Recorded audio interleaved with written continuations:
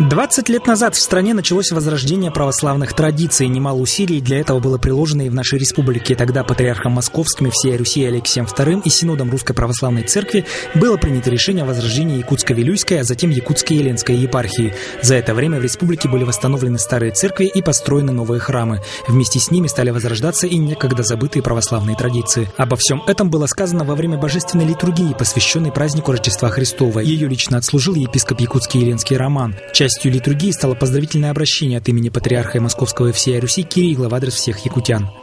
Он приходит в наш истерзанный грехом мир, чтобы своим рождением, жизнью, страданиями, крестной смертью и славным воскресением утвердить новый закон, новую заповедь, заповедь любви.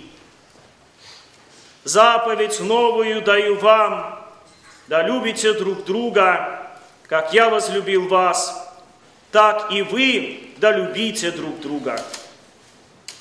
Эти слова Господь обратил к своим ученикам и через них ко всему миру, к тем, кто жил в то время, кто живет ныне, и к тем, кто будет жить после нас, вплоть до конца времен. По завершении богослужения ко всем прихожанам с торжественной речью обратился президент Якутии Егор Борисов. Он отметил, что 2013 год будет богат на знаковые события, одним из которых станет 1025-летие крещения Руси. Кроме этого, Егор Борисов подчеркнул значимую и объединяющую роль церкви при реализации многих задач, направленных на стабильное развитие России и Якутии. Совсем недавно, в ноябре месяце,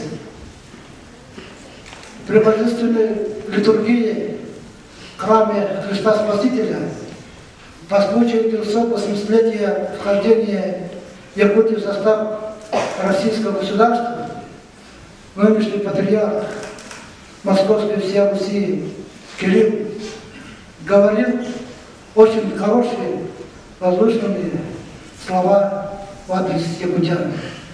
Прежде всего он говорил о подвиге российского народа, о преодолении смуты.